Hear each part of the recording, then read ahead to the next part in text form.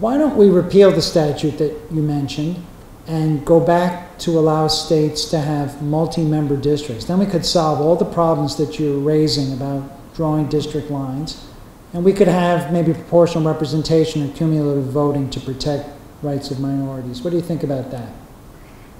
If you were to revert back to a multi-member district, then all of the people in the state would not be represented, because you'd have maybe a more heavy representation. Let's take Florida again. You'd have more heavy representation from people from South Florida that are more connected to their neighbors in South Florida than they are from either Central Florida or in the Panhandle. The issues of gerrymandering and malapportionment may be more aptly solved by the boundary commissions that are evident in the United Kingdom, Australia, and Canada, in which it's a nonpartisan organization that establishes district lines. Okay, thank you very much. Well, that was a very fine presentation, but I think I'm going to let one of my colleagues start. I'll finish up since I'm presenting. Florida, you're well coached, and you did a fine job of addressing a very complicated question. Sophia, I liked starting out with the faithful echo. I don't know, I like that. I'm going to hang on to that one.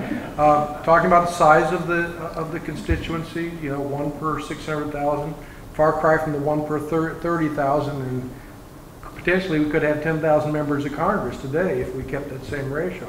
But I like the idea you talk about, you bring up the vote of no confidence, what it means to be a lame duck, how that can affect the idea of packing in terms of the minorities.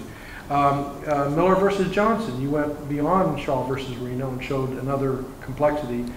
That issue took almost 10 years to solve, and by that time it was time to reapportion with new census.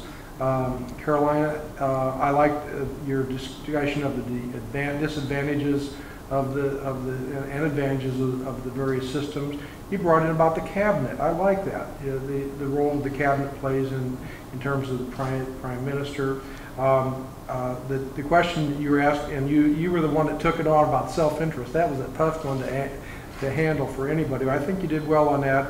And then you brought up some recent stuff, current British elections coming up, and how they're moving towards, there's some things that are similar to what we're doing.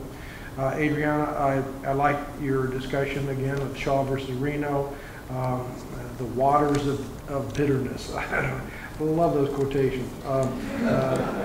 I like the fact you brought up a specific example in Florida, the 16th district. I thought that was very good. You also talked about the role of impeachment. I thought that was critical to bring that up. What I was trying to bring up with Gomillion versus Lightfoot was that the original case that starts this was a case actually out of Illinois called Cold Grove versus Green, where the Supreme Court ruled that questions of redistricting is and the 14th Amendment is a political question, not judicial. And finally, when we get to the Gomillion versus Lightfoot, the justice who wrote the original decision, Justice Frankfurter, was in a box. He had already said the 14th Amendment is not justiciable in regard to political gerrymandering, so he had to use the 15th Amendment in regard to racial discrimination.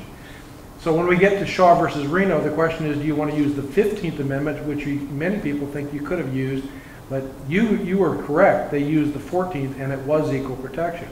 It shows how complex this whole thing is. I think you guys did a very fine job. You're very good researchers. You were able to make some very compelling points. You're well coached, and you have every right to be proud of yourself. Congratulations. Thank you. I agree with my colleague. It was a really lovely job. I enjoyed several things you're talking. I'm not sure if I understood you correctly, but you said you thought that the Prime Minister has more power than the President, which was an interesting angle, and you may well be right. I like very much the pen of partisanship to draw the districts, so that's why we came back to that point. You did very well with the self-interest issue. I appreciated that. It was sort of an obvious answer to you, wasn't it, to just say, well, then he was doing what he was supposed to be doing. I'd just like to take a second, if I can.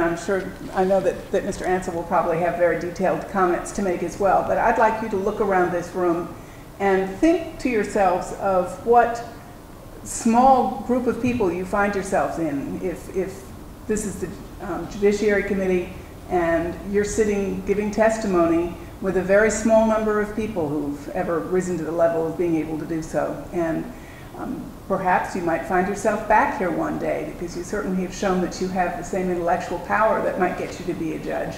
And if not, I hope you would consider being representatives for the rest of us.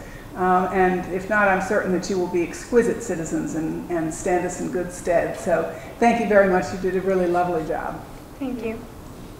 You're all strong as a team and as individuals as well. And your presentation, and also in answer to some of my questions, you really think that not only is divided government a good thing, but that people all over the world want divided government. I guess they think that not getting anything done sometimes is a good thing. And then you drew the distinctions with the way members are assigned to districts between here and the parliamentary system with strategic appointments. That's not something others have talked to us about today. And also an advantage that we haven't heard anyone say, which I thought was very interesting about having the fusion of the two powers, is that the legislation is enforced as it's intended, which certainly can be an issue in our system. And you recognize that there's less deliberation with the parliamentary system. Also an interesting point is that the only path to an executive office is through the legislature in the British system. And of course, many of our presidents have been governors and have gotten that experience before.